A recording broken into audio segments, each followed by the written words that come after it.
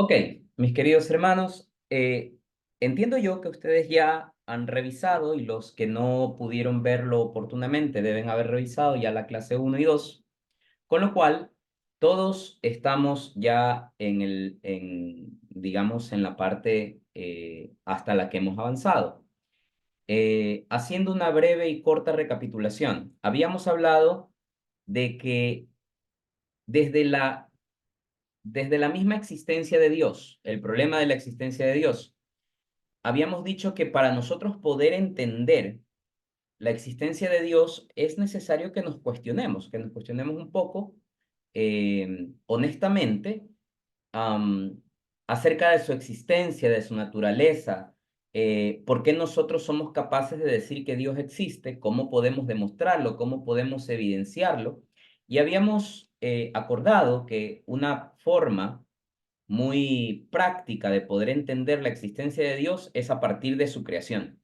Claro, si yo quiero conocer algo respecto de este ser al que llamamos Dios, pues para poder entender un poco los atributos y la naturaleza de este ser, basta con ver la creación, la naturaleza, alguien que haya podido ser capaz de crear todo lo que está a nuestro alrededor, todo lo que tenemos bajo nuestra administración, recordando así de que Dios nos ha creado para tres fines específicos. Primero, nos ha creado por amor, para que le rindamos gloria y para convertirnos en administradores de la creación.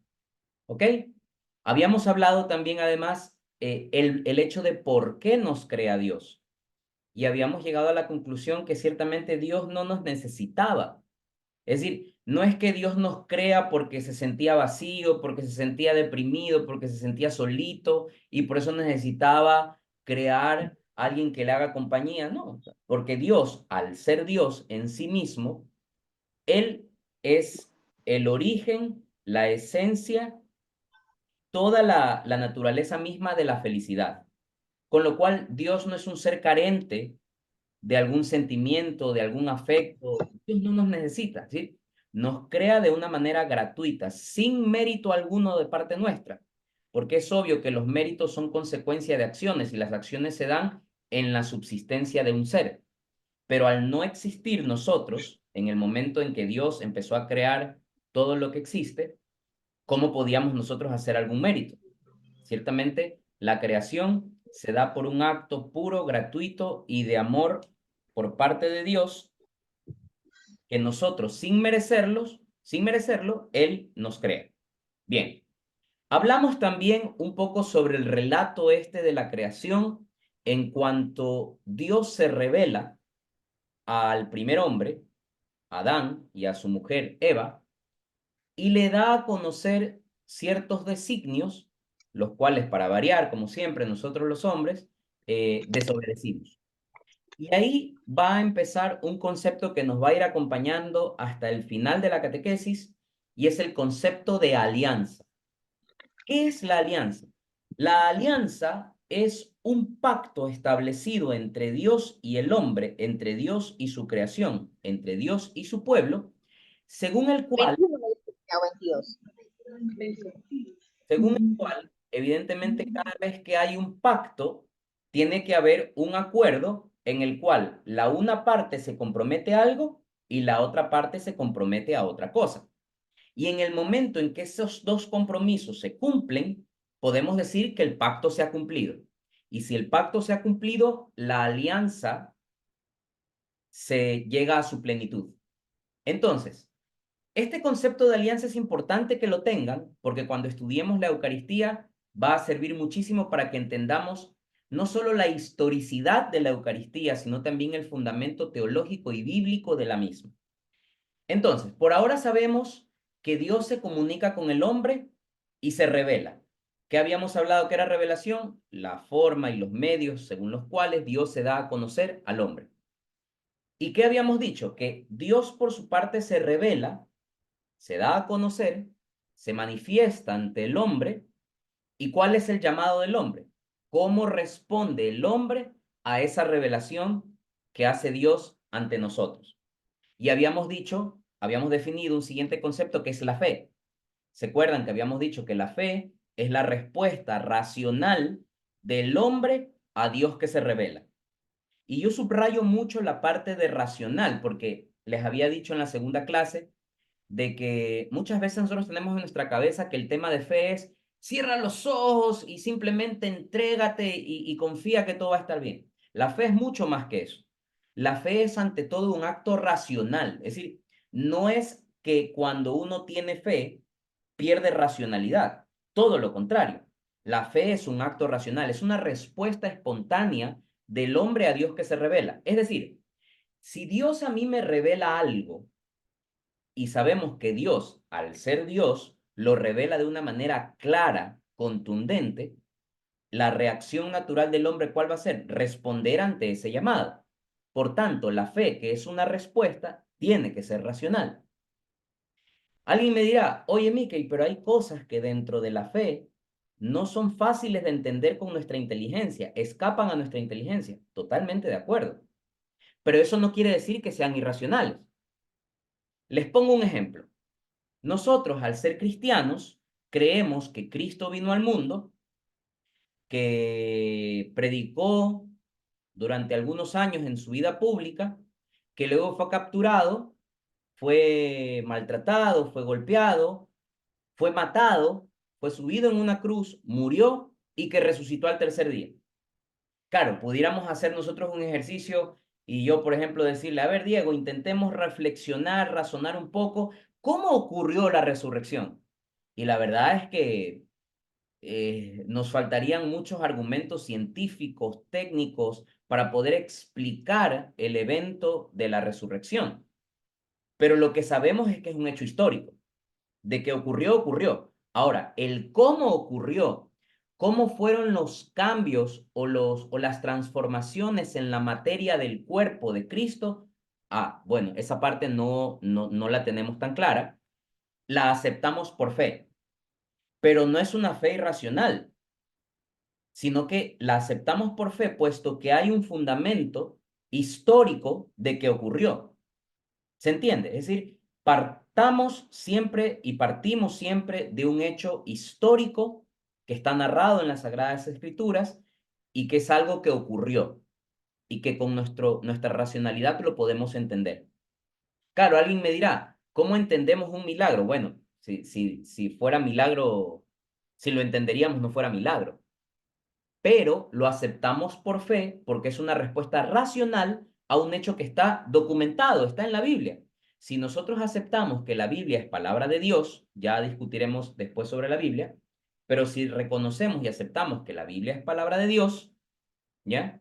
Entonces, entendemos que la Biblia es ante todo un libro histórico que narra hechos históricos, narra hechos que ocurrieron a lo largo del tiempo. ¿Ya? Entonces, aceptamos estos hechos como ciertos. Alguien me dirá, oye, pero ¿ocurrió realmente eso de Adán y Eva, que los árboles, que los frutos y todo esto? Que ya lo explicamos en la clase 2. Y les expliqué que la Biblia fue escrito en muchos géneros literarios. Y en algunos de ellos nos permite entender que hay ciertas significaciones y simbolismos que se ponen para nuestro entendimiento, que ciertamente no es que existió un fruto como tal de un árbol, y no es como muchas veces se lo ha logrado entender hasta la fecha de hoy, que es una manzana, no tiene absolutamente nada que ver, de hecho en el Génesis no habla de manzana, pero sí habla en el Génesis de un hecho cierto, que hay un designio de Dios según el cual dice, no puedes tomar de este fruto, y que cuando el demonio dialoga con la mujer le dice, no, acuérdense lo que yo les mencionaba en la clase anterior, el diablo le dice cosas que son verdades, pero también le dice cosas que son mentiras, porque le dice que si tomas del fruto vas a conocer el bien y el mal, y eso es cierto, porque Dios nos creó capaces de conocer únicamente el bien. El mal no es obra de Dios, el mal es consecuencia de la desobediencia de la creación de Dios, ¿ya? Eh, y por tanto, al desobedecer al designio de Dios de no tomar de este fruto simbólico, que no era otra cosa que llegar al conocimiento del bien y del mal, no solo del bien, sino del mal, evidentemente el hombre se da cuenta que está desnudo, se da cuenta que estaba sin ropas, le da vergüenza, siente temor y comienza a transformarse la naturaleza pura que tenía el hombre hasta ese momento de no conocer el temor, de no conocer la muerte, de no conocer el sufrimiento, y pasa a conocer todo este tipo de cosas. Con lo cual, cuando ustedes se preguntan, oye, ¿por qué sufro? ¿Por qué me estreso? ¿Por qué me deprimo? Todo esto es consecuencia del pecado original, son consecuencias del pecado original, porque Dios nos creó a nosotros en una situación de suma perfección humana, pero por la desobediencia de nuestros primeros padres, Adán y Eva, entra el pecado original y con él las consecuencias, ¿ya? Em, por si acaso, las personas que están conectadas, hay dos que no les veo la cámara, por favor activen la cámara, a menos que sea imposible y que estén ahí en una situación que no se pueda mostrar en público. Em, Les voy a poner un ejemplo. Hoy en día, y no quiero que se arme una polémica con lo que voy a decir, más aún con mis amigas aquí que trabajan en el área de la salud, pero hoy en día es tan famoso los temas de la depresión, de la ansiedad, de los trastornos de las emociones. Yo les pregunto, ¿cómo se hacía esto antes? Cientos y cientos de años atrás, ¿cómo pasaba? Porque antes no habían psicólogos, antes no habían psiquiatras. ¿Cómo se trataban este tipo de cosas? ¿Ya? Ciertamente, como parte de la evolución de la naturaleza del ser, es que vienen desarrollándose todo este tipo de teorías, que algunas son buenas, que algunas son muy valiosas, pero hay otras que no son sino un escape de la herramienta que sirve para solucionar estos problemas que siempre es Dios, ¿ya? Entonces esto hace parte un poco de la evolución del hombre dentro de este pecado original con el que nacemos todos y que por misericordia de Dios existe el bautismo, que nos ayuda a poder borrar el pecado, aunque tengamos que lidiar con sus consecuencias, que ya lo trataremos a lo largo de la catequesis, cómo lidiar con las consecuencias del pecado original. Hasta ese punto, ¿alguna duda, alguna inquietud, trauma psicológico? ¿Nada? ¿Está todo claro? Ok. Si no me dicen nada, asumo que está claro. Entonces, avanzamos a la siguiente parte. Ok, Dios se revela, nosotros respondemos a través de la fe a esa revelación. Eh, la pregunta es, siempre deberíamos cuestionarnos nosotros. Y es como que si Dios nos pone la vara muy alto, ¿no? Dios, un ser perfecto en sí mismo, incapaz de cometer pecado, incapaz de cometer el mal, nos crea a nosotros que sí somos susceptibles a cometer pecado. Entonces, ¿no les ha pasado que en algún momento uno se cuestiona, oye, ¿realmente el hombre es capaz de llegar a Dios? ¿O estamos ya condenados, estamos jodidos, no vamos a poder lograr llegar a Dios porque nuestra naturaleza está rota? La pregunta ¿es realmente el hombre capaz de llegar a Dios? ¿Es el hombre capaz de conocer a Dios? ¿Es el hombre capaz de llegar a esa comunión plena con Dios? Y la respuesta es sí, por dos razones. Primero, porque es Dios mismo quien ha infundido en nuestro corazón el deseo de buscarlo. Acuérdense que Dios nos crea para manifestarnos su gloria por amor y para que seamos administradores de la creación. Quiere decir que Dios nos crea con una finalidad que está orientada hacia Él mismo. Es decir, nos crea para Él, como dice San Agustín, Señor, tú nos hiciste para ti y nuestro corazón está inquieto hasta que descanse en ti. Fíjense qué frase tan bonita de San Agustín, que más o menos en el siglo cuarto la escribió, y que habla de que hemos sido creados para Dios y no vamos a encontrar paz, no vamos a encontrar la plenitud de la felicidad hasta que nuestro corazón descanse en la presencia de Dios. Y no podemos dejar esto para el día de nuestra muerte, tenemos que intentar hacerlo en nuestra vida. ¿Ok? Entonces, ciertamente, el hombre es capaz de Dios. Somos capaces de Dios porque tenemos infundido en nuestro corazón el deseo de buscarlo. Y por una segunda razón, ya sabemos que Dios nos creó por amor. Ya sabemos que Dios nos creó porque Él es el creador, el hacedor, omnipotente, omnisciente, de una naturaleza infinitamente superior hasta a la nuestra, con lo cual no podemos caer en el argumento bastante flojo de muchos amigos ateos que dicen, bueno, yo no creo en Dios porque ¿quién lo creó a Dios? No sé si han escuchado alguna vez ese argumento, argumento para más estúpido, porque Si Dios pudiera ser creado, entonces ya no es Dios, porque la definición misma de Dios es de un ser superior a todos y que no hay nadie más superior a él. Pero si nosotros consideramos la posibilidad de que Dios pudo ser creado, es porque hay un ser superior a él. Y así sucesivamente seguiremos encontrando seres superiores a otro, a otro, a otro, a otro, y nunca llegaremos a tener la convicción de la existencia de un ser supremo. Entonces, desde el punto de vista filosófico y lógico, para poder entender nuestra existencia, debemos necesariamente aceptar la existencia de un ser superior a nosotros. Y para que este ser tenga la capacidad de crearnos, tenemos que aceptar desde el punto de vista lógico de que este ser es el mayor y no hay un otro mayor a él. Y asimismo, debemos entender de que si nosotros somos producto de la materia que es creada por Dios, Dios no puede estar supeditado a las leyes de la materia. ¿A qué me refiero con esto? Seguramente en algún momento cuando pasaron por el colegio o por ahí lo escucharon en algún lugar, deben saber de que todo lo que existe en la faz de la Tierra está afectado por las leyes físicas inherentes a la materia. Eh, ¿Y qué es la materia? La materia es todo aquello que existe en el universo y que está supeditado a cuatro fuerzas: la electromagnética, la gravitatoria, la nuclear fuerte y la nuclear débil. Ustedes dirán, Nica, y te pusiste muy físico. No, es para que entendamos un poco este tema.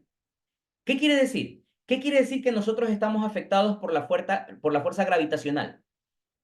Que si,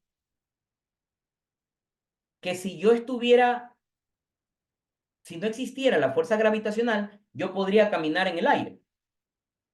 Si no existiera la fuerza electromagnética, yo pasara frente a un edificio y la fuerza magnética de este edificio me atrajera hacia ella y yo me quedaría pegado ante una superficie grande.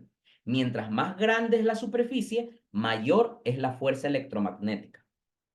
¿Ya? Entonces, fíjense qué físico tan avanzado debió ser el que nos creó, de que hay un equilibrio perfecto entre la gravitatoria y la electromagnética, de modo tal que nosotros podemos caminar sin irnos de oreja y caminar sin caernos pegados frente a las paredes. Entonces hay un equilibrio perfecto entre todas las fuerzas de la física.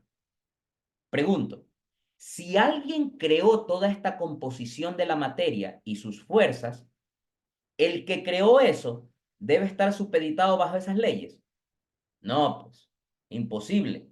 Si yo creo una población de hormigas a las que les hago un caminito de tierra, les hago unos huequitos y todo, y yo les pongo ciertas reglas, les pongo caminos, les pongo una temperatura, les pongo unas condiciones climatológicas. Yo, que soy el creador de esa población de hormigas, ¿debo supeditarme bajo esas leyes? No, pues yo soy el creador. Lo mismo, Dios crea a toda la humanidad, a todo lo que existe, bajo unas leyes físicas, leyes que no lo deben regir a él. Con lo cual, Dios no tiene tiempo. Dios no es reductible al espacio. Es más, les voy a hacer una pregunta más cizañosa. ¿Dios es hombre o mujer? ¿Qué opinan ustedes? ¿Qué opinas, Katherine? ¿Dios es hombre o mujer? Pues según lo que yo pienso es, no tiene género, es único. Ok, ciertamente, porque las características biológicas, para empezar, las características del sexo son biológicas y al ser características biológicas son producto derivado de la materia, con lo cual Dios, al no estar supeditado bajo las leyes de la materia, Dios no tiene sexo, Dios no es ni masculino ni femenino, Dios es Dios, ¿ya? Ciertamente, ustedes miran, oye, pero en la Biblia hablan de Dios como Padre. Sí, pero hablan de Dios como Padre bajo una consideración paternal del término, no sexual, no de ser hombre, no de ser procreador, sino un creador que ama con el amor de un padre. ¿ok? Porque nos ha creado. Entonces, ¿cómo entendemos y cómo hacemos match entre esta maravillosa existencia de Dios y nuestra existencia ahí media accidentada? Pues vamos a irnos un poquito al Génesis capítulo 1, versículo 26. No importa si no tienen la Biblia, al menos tomen la referencia y luego lo pueden leer. Leo un poquito atrás, desde el versículo 20. Y dijo Dios, rebosen las aguas de seres vivos y que las aves aleteen sobre la tierra a lo ancho de la bóveda celeste. Y creó Dios por especies los cetáceos y todos los seres vivientes que se deslizaban y pululan en las aguas. Es decir, ¿qué está narrando aquí el Génesis? ¿Cómo fue la creación a lo largo del tiempo? Y más adelante, en el versículo 24, dijo Dios, produzca la tierra seres vivientes por especies, ganados, reptiles y bestias salvajes por especies. Y así fue. Hizo Dios las bestias salvajes, los ganados y los reptiles del campo según sus especies. Y vio Dios que era bueno.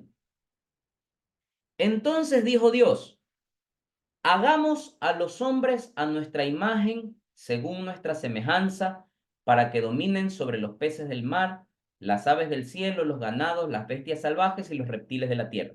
Repito, entonces dijo Dios, hagamos a los hombres a nuestra imagen, según nuestra semejanza, para que dominen sobre los peces del mar, las aves del cielo, los ganados, las bestias salvajes y los reptiles de la tierra. Pregunto, voy a ponerme un poquito cargoso. ¿Qué les llama la atención de este versículo? Les repito para que lo escuchen bien y me digan qué les llama la atención.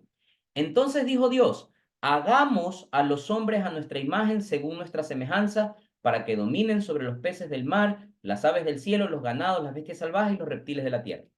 Anabela, ¿qué le llama la atención de este versículo? ¿O qué le parece curioso de lo que acabo de leer? Se hace más referencia a lo como que, a que quería que más o menos actuaran de la misma forma que él actuó. Ok, entonces a usted le llama la atención eso que dice semejanza, que sea Sí. semejante a Dios.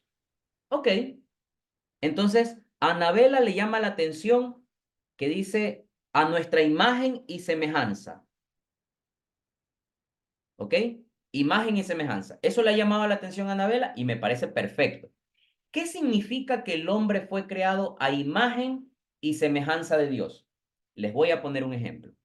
Yo tengo este celular, yo lo pongo aquí en este aro de luz, y si yo lo pongo aquí en este aro de luz, bueno, esto es muy pequeño, mejor este catecismo. Si yo pongo el catecismo en el aro de luz, ¿qué genera este libro aquí en el escritorio?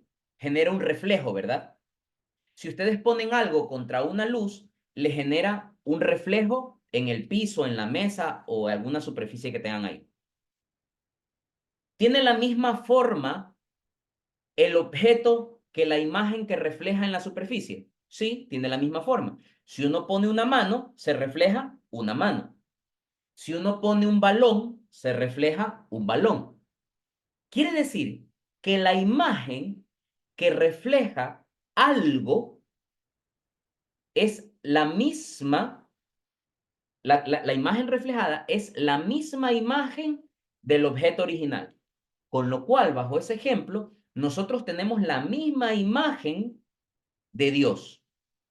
Entonces ahí tendríamos que preguntarnos, ¿en qué nos parecemos nosotros a Dios, que somos su imagen? De modo tal que si Dios se refleja en una luz, eso que se refleja somos nosotros. ¿Por qué decimos que el hombre fue creado a imagen de Dios? ¿Qué tiene Dios que nosotros también tenemos? A ver, vamos a sacarle humo al cerebro, pensemos un poquito. ¿Qué tiene Dios que nosotros también tenemos? Dios en sí mismo, ya sabemos que no es un hombre, ya sabemos que no es una mujer, ya sabemos que no está sometido a las leyes de la materia, con lo cual no es una persona de carne y hueso, sino más bien es un ser espiritual. ¿Ok? Dios tiene principio. ¿Cuándo fue el principio de Dios? A ver, Catherine, ¿cuándo empezó Dios? El principio cuando se creó el universo. Ya. Yo le hago una pregunta. ¿Qué acabamos de decir hace unos minutos? ¿Sobre Dios actúa la variable tiempo? Mm, no, Dios no tiene en tiempo, principio, no. con lo cual Dios es eterno. ¿Desde cuándo existe? Desde siempre, con lo cual no tiene principio. Filosóficamente, Dios no tiene principio. Dios existió siempre. ¿Ok? Nosotros tenemos principio. Nosotros sí tenemos principio. Claro que sí Desde que tenemos. me siento. Con lo cual, la imagen con la que fuimos creados respecto de Dios no es porque no tengamos principio. Descartemos eso. Pregunta, ¿Dios tiene fin? Diego, ¿Dios tiene fin? No, No tiene fin. ¿Nosotros tenemos fin? sí. Pregunto, cuando nosotros nos morimos, ¿qué pasa con nosotros? ¿Se acabó todo, hasta ahí llegó la fiesta, ya me morí, chao, no hay nada más, no hay más allá, no hay una vida sobrenatural? ¿O acaso sí hay un más allá?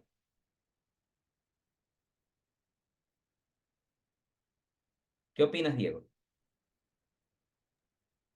Dependiendo de nuestras acciones en la tierra,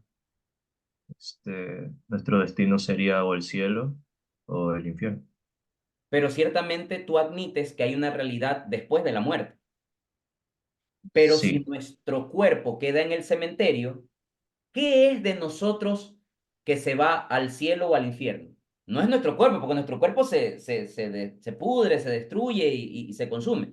Algo de nosotros pasa a ser juzgado y, como bien lo dijiste, o se va para el cielo o se va para el hueco. ¿Qué es eso algo de nosotros que pasa la barrera de la muerte y que sigue existiendo? ¿Qué es? el alma. El alma. Perfecto, Diego. Muchísimas gracias. Entonces, nuestra alma no tiene fin. Nuestra alma es inmortal. Tiene inicio porque nuestra alma empieza desde que somos creados, pero no tiene fin. Porque alguien dirá, oye, ya chévere, yo me muero, digamos que me porté bien, como Diego bien lo mencionaba, si te portas bien, lo más probable es que tu alma termine en el cielo. ¿Hasta cuándo va a estar en el cielo? Hasta la eternidad. Es decir, no hay fin. Ah, mira tú, entonces ya encontramos algo que nos parecemos a Dios, que somos imagen de Dios. Porque Dios, al ser un ser espiritual, tiene alma. Y el alma de Dios no tiene principio y tampoco tiene fin. En esa parte nos parecemos a Dios, porque nuestra alma, al igual que el alma de Dios, es inmortal, no tiene fin. Entonces, cuando nos pregunten, ¿qué significa que fuimos creados a imagen de Dios? Fuimos creados a imagen de Dios significa que nuestra alma es inmortal, que nuestra alma no tiene fin. ¿Ok? ¿Estamos claros hasta ahí? Bien. Ahora, hay otro término que le llamó la atención también a Anabela del versículo 26 del Génesis, que no solo era imagen, sino también semejanza. La pregunta del millón es, ¿qué podemos nosotros encontrar en lo que seamos semejantes a Dios? ¿Qué significa el término semejante? Parecido, que tenemos algún tipo de atributo, cualidad parecida a Dios.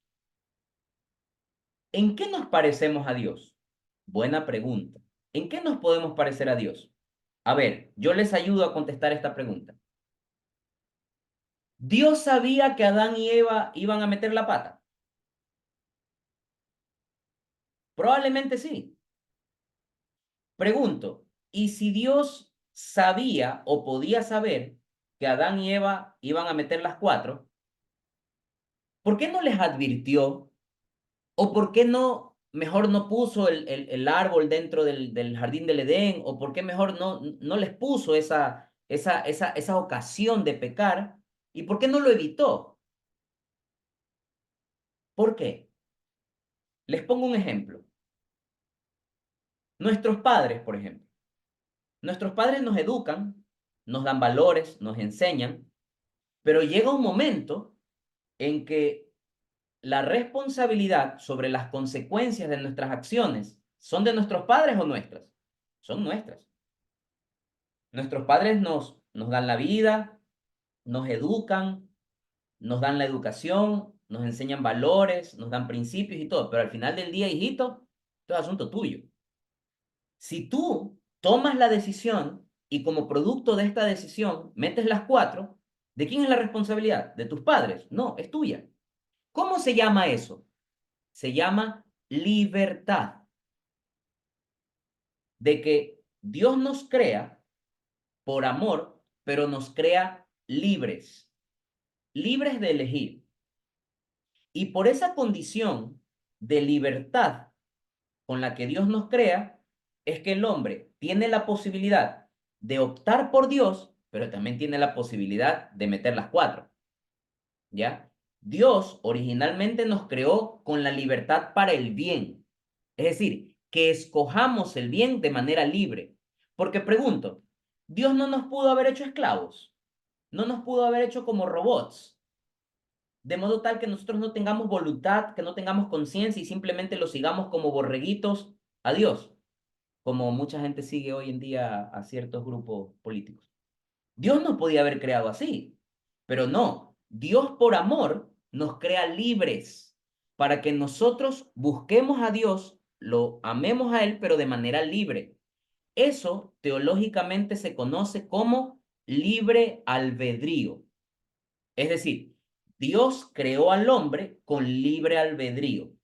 Es decir, Dios nos crea, nos da todas las capacidades que necesitamos, nos da todas las herramientas, pero al final nos dice, hijito, la decisión es tuya. Como pasa con nuestros padres. Ellos nos forman, nos crían, nos dan valores, nos dan principios, nos dan virtudes, pero si ya luego a mí me da la gana de hacer tonterías, la responsabilidad es mía. Entonces, ¿en qué somos semejantes a Dios? En que somos libres para obrar. Libres para obrar hacia el bien. De que somos libres para poder decidir por Dios. Entonces, cuando nos pregunten la próxima vez que ustedes estén en una fiesta bailando, paren la música y alguien pregunte, ¿por qué Dios creó o en qué consiste esto de que Dios creó al hombre a su imagen y semejanza? Consiste en que somos imagen porque tenemos alma inmortal y somos semejantes porque somos libres tal como lo es Él. Libres para decidir y libres para obrar. ¿Ok? ¿Estamos claros hasta ahí? Bien, Anabela dijo, a mí me llama la atención del versículo 26 esto de imagen y semejanza. Pero hay algo más ahí que nos va a permitir definir el siguiente concepto que vamos a explicar esta noche. A ver, les repito el versículo. Entonces dijo Dios, hagamos a los hombres a nuestra imagen según nuestra semejanza, para que dominen sobre los peces del mar, las aves del cielo, los ganados, las bestias salvajes y los reptiles de la tierra. ¿Hay algo más que les haga ruido ahí, que les llame la atención? No sé si Jacqueline nos está escuchando. ¿Hay algo más que le llame la atención ahí de ese texto? Aparte de lo de imagen y semejanza. ¿No? No nos está escuchando, creo. A mí me llama la atención algo. A ver, Catherine, cuéntemelo. Es al principio cuando dice hagamos. Perfecto, maravilloso. Qué bien. Este es el grupo más pilas que me ha tocado. A ver, ¿cuáles fueron una de las mayores discusiones, patada, puñete, gargajo y todo durante todos estos siglos de historia en la iglesia? Que tenemos, de hecho, una de las más grandes peleas, por ejemplo, con nuestros hermanos testigos de Jehová, que son unos personajes. Por ejemplo, nuestros amigos testigos de Jehová dicen, existe Dios, un Dios, el Dios que es Padre. Pregunta, ¿cuántos dioses tenemos? Nosotros también creemos que existe un único Dios, porque nosotros no admitimos el politeísmo. Existe un único Dios verdadero. Ok, muy bien. Con nuestros hermanos evangélicos, por ejemplo, allá por el siglo XIX nació una denominación protestante que son los evangélicos pentecostales unicitarios. ¿Qué creen estos amigos? Ellos creen que existe un solo Dios, pero una sola persona divina que habita en esa divinidad. Ahora, fíjense lo que dice Catherine, ¿no? Ha estado muy pilas Catherine esta noche. Dice, oye, a mí me llama la atención porque si nosotros los católicos también creemos en la existencia de un único Dios, un único ser, ¿cómo es que aquí dice hagamos? Quiere decir que en ese momento Dios estaba con alguien más al lado. Alguien me podría decir, ah, pero eran los ángeles. No, no, no, no, no, no. Fíjense lo que dice el texto. Hagamos a Dios a nuestra imagen y nuestra semejanza.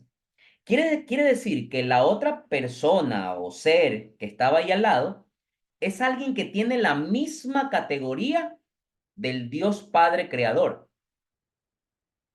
¿Se entiende? Porque si fueran los ángeles que tienen una dignidad menor que la de Dios, Dios habría dicho, voy a hacer al hombre a mi imagen y semejanza. Miren, chicos, miren. Pero no, está diciendo hagamos, es decir, el hagamos manifiesta el atributo creador. Es decir, Dios está diciendo, creemos, es decir, no solo lo está haciendo Él, sino con alguien más. Hagamos al hombre a nuestra imagen y semejanza. Pregunta del siglo, ¿con quién estaba Dios en ese momento?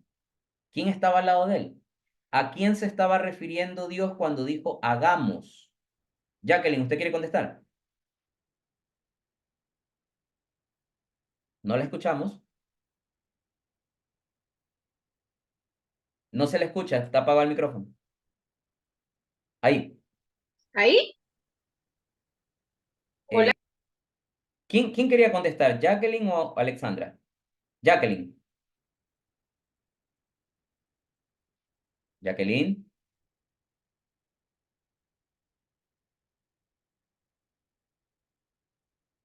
Ahí, ¿Ahí? ahí le escucho. A ver, cuéntenos. Bueno, yo creo que, bueno, en este caso él se refiere al Espíritu Santo, Muy bien. porque él no estaba solo, porque es un Dios, es tres personas en un solo Dios.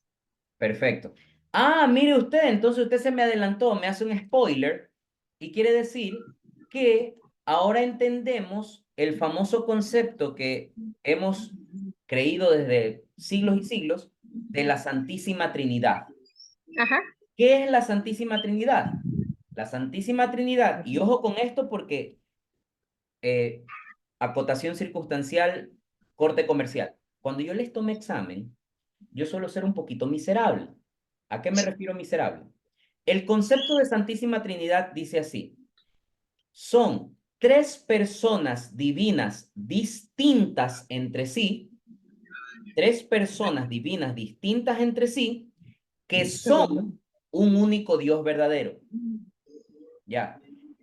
Oye, y si cuando me tomas el examen yo te pongo tres personas divinas distintas que Necesito ver dónde conforman boté ese un solo papel. Dios. Cero. Porque si no le dan linda. ¿Por qué? Porque en el momento en que yo utilizo el término conforman, ¿qué estoy queriendo decir? Que si yo junto al Padre, al Hijo y al Espíritu Santo, ahí tengo Dios. Pero si quito uno de ellos, ya no tengo Dios. ¿Se entiende? No es que son tres personas divinas distintas que forman un Dios, no. O que hacen un Dios, no. Son tres personas divinas distintas que son un único Dios verdadero. El Padre solito es Dios, ¿sí? El Hijo solito es Dios, ¿sí? El Espíritu Santo solito es Dios, sí. Ponte de acuerdo, hermano, ¿cuántos dioses tenemos? Uno solo. Por eso es que lo definimos como misterio de la Santísima Trinidad. Ahora bien, oye, pero espérate, ahí como que me mareé un poco, porque son tres personas divinas. Ojo, no estoy hablando persona humana, porque son personas divinas. Tres personas divinas distintas, que en sí misma cada una es Dios, pero que las tres juntas también es Dios. Y al estar juntas no es que se hace un Dios más grande, no, es el mismo Dios. Y lo vamos a entender, vamos a dar un salto tremendo del Antiguo Testamento y nos vamos a ir al Evangelio según San Juan, capítulo 1. Ojo con esto, presten mucha atención. Evangelio según San Juan, capítulo 1.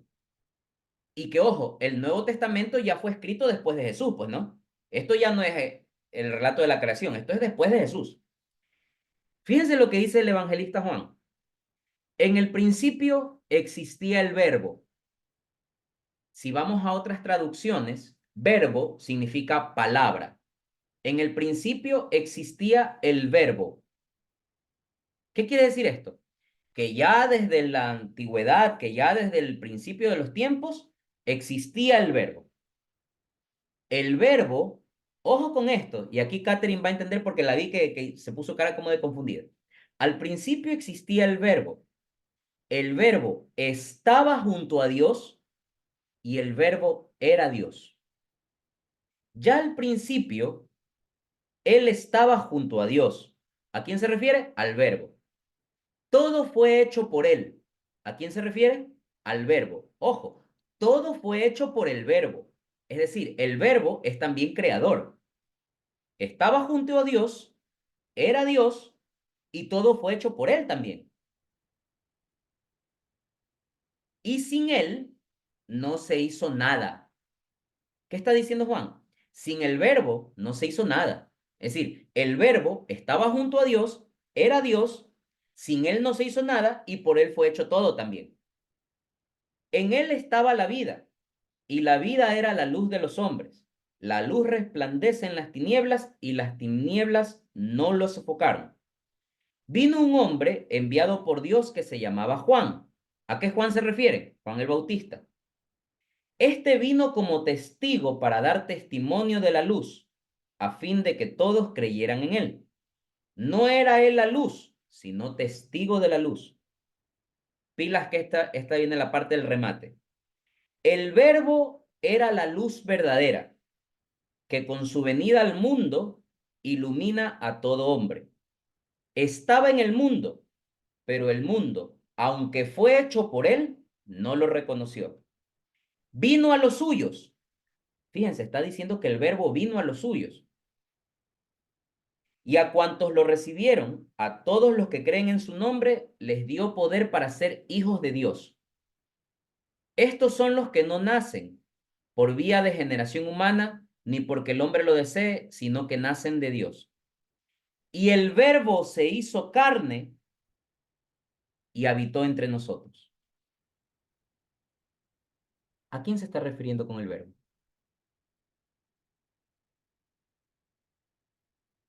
Catherine, ¿qué dices, Catherine?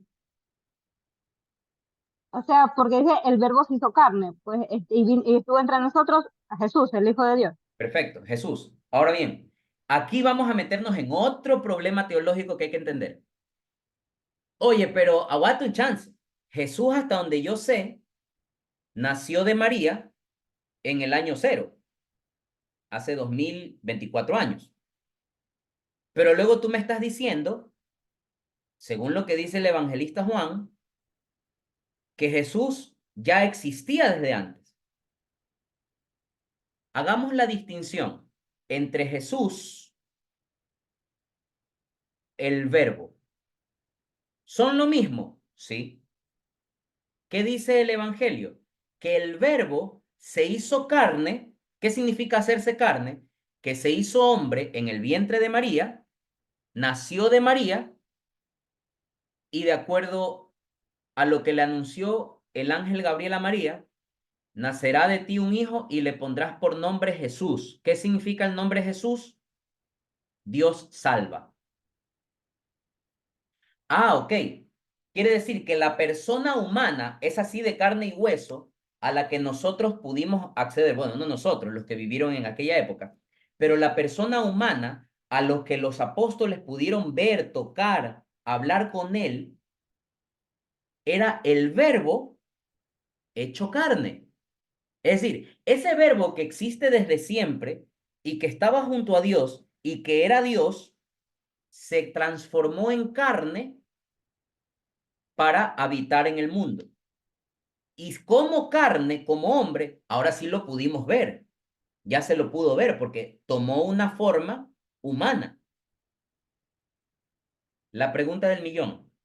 Ay, qué bonito. O sea que el verbo se hizo hombre.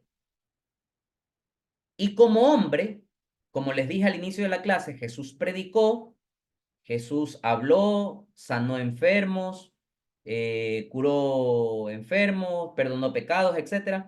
Y luego Jesús se subió a una cruz y con su muerte nos salvó. A ver, espérate un ratito. Si Jesús era solo hombre, el efecto de su muerte no tiene un efecto salvífico sobre nosotros. ¿Por qué? Porque Jesús, estamos hablando de que Jesús es alguien de nuestra misma condición humana. Si Dios tiene poder sobre nosotros para habernos creado, es porque Él es de una naturaleza superior. Pero para que Jesús nos pueda quitar el pecado y nos pueda salvar, Él no puede tener una naturaleza igual a la nuestra. Debe tener una naturaleza superior. Oye, sí, de acuerdo, Mickey, pero la Biblia dice que se hizo carne. Entonces, siguiente definición. ¿Quién es Jesús? Jesús es el Hijo de Dios hecho hombre. Dios y hombre a la vez. Jesús es el Hijo de Dios hecho hombre, Dios y hombre a la vez. Claro, ahí se entiende porque si para podernos salvar del pecado había que vencer a la muerte y para poder vencer a la muerte había que resucitar y para poder resucitar había que morir y para poder morir había que ser un hombre de carne y hueso, pero para que esa muerte y resurrección tenga un efecto salvífico sobre nosotros, ese hombre de carne y hueso también tenía que ser Dios. Con lo cual, como bien lo dice el evangelista Juan, el Verbo se hizo carne y habitó entre nosotros. Dios se hizo hombre y habitó entre nosotros. Pero dejó de ser Dios, de ninguna manera. Mantuvo su doble condición natural, de hombre y de Dios. De hombre y de Dios. Acuérdense ustedes, hace algunas pocas misas, yo supongo que ustedes van a misa, ¿no? Por cierto, hay que ir a misa todos los domingos, ¿ya? Y los que viven en Yaguachi tienen que ir a misa y tienen que registrarse con el Padre Sebastián, porque eso es requisito también para hacer los sacramentos. En el Evangelio de hace algunos días, cuando Jesús ya resucitó, ¿qué pasó con los apóstoles? Estaban reunidos, apesadumbrados, un poco mareados porque decían, no sabemos lo que pasó. ¿Y qué dijo el famoso apóstol Tomás? No, señores, mientras yo no vea con mis propios ojos y toque con mis propias manos, no voy a creer. Y paz, toma tu maduro. Al ratito se les aparece Jesús. ¿Y qué le dice Jesús a Tomás? Tomás, ven, toca con tus manos mis llagas y mira. ¿Y qué respondió Tomás después de haber comprobado que era Jesús resucitado? ¿Qué dijo Tomás? Señor mío y Dios mío. Es la primera vez que uno de sus apóstoles explícitamente, abiertamente, de frente y caretucamente, lo reconoce como Dios y hombre. Le dice, Señor mío y Dios mío. Ustedes dirán, oye, ¿y antes de eso nadie lo reconoció a Jesús como Dios? Claro que sí, claro que sí. El mismo Jesús lo decía, el Padre y yo somos uno solo. Es más, cuando el ángel Gabriel anunció a María, ¿qué pasó después? Acuérdense ustedes que María fue a visitar a su prima Isabel, que también estaba embarazada. ¿A quién llevaba en el vientre la prima Isabel? A Juan el Bautista. Y cuando María iba llegando, ¿qué le dijo Isabel? ¿De dónde que la madre de mi Señor haya venido a verme? ¿Qué idioma hablaban en los tiempos de Jesús? Hablaban arameo.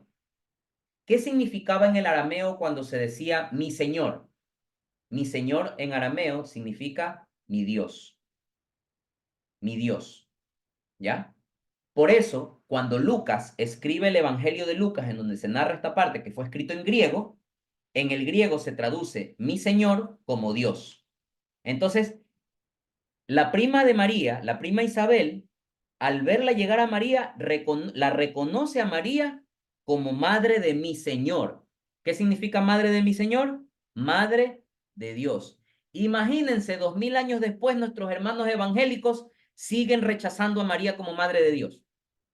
Y es tan absurdo porque los evangélicos creen el concepto que les acabo de dar hace un segundo, de que ¿quién es Jesús? Ellos creen que Jesús es Dios hecho hombre, Dios y hombre a la vez. Pero es tan obtuso el pensamiento de nuestros hermanos protestantes que ellos aceptan que Jesús es Dios y hombre, pero no aceptan que María sea madre de Dios. Como si Jesús pudiera dividirse de la cintura para arriba es Dios y de la cintura para abajo es hombre. No, Jesús es Dios y hombre a la vez. Y con esto hay un concepto adicional que se llama unión hipostática. ¿Qué significa la unión hipostática? La unión hipostática hace referencia a la forma como confluye la naturaleza humana con la naturaleza divina en la persona del verbo. Repito, la unión hipostática es la unión o la confluencia de la naturaleza humana con la naturaleza divina en la persona del verbo. De modo tal que Jesús es Dios y hombre a la vez. No se puede separar su divinidad de su humanidad, pero se pueden distinguir claramente, porque una cosa es la humanidad y otra cosa es la divinidad. Pero por hipóstasis, estas dos naturalezas convergen y confluyen en la persona del verbo, de modo tal que no se puede separar, de modo tal que si a Jesús le cortaban un dedo, ese dedo era un dedo humano, pero a la vez divino, porque en cada partecita, en cada micra de parte del cuerpo de Cristo, habita su humanidad y su divinidad. ¿Ok?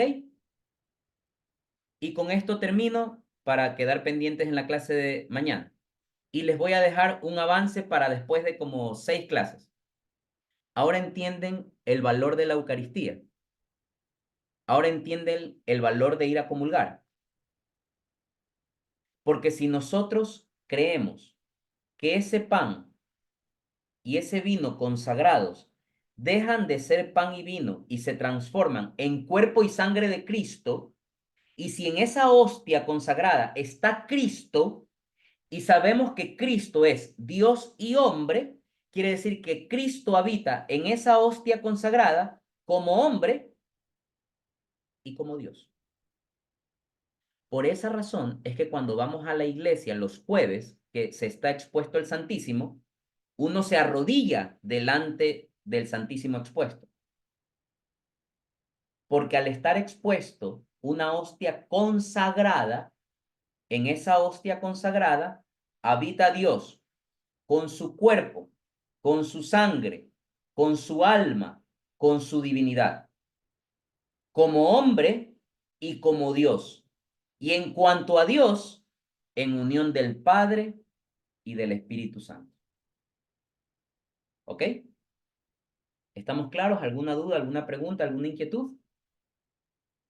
Si no dicen nada, solo hay dos caminos. O no entendieron nada y están más perdidos, o en efecto han entendido y me alegrará mucho que así sea.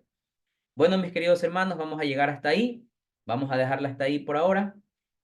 Continuamos mañana desde las 7 de la noche. No se olviden, igual yo les voy a avisar ahora en el grupo a las personas, avisarles, ¿no? A las personas que no se han conectado, salvo que tengan justificación, tienen que ver la clase después, sea más tarde, mañana o cuando puedan. Los que no tienen justificación, pues simplemente tienen falta. Ok, mis queridos hermanos, cuídense mucho, que Dios los bendiga y nos vemos mañana en la noche. Chaito. Buenas noches.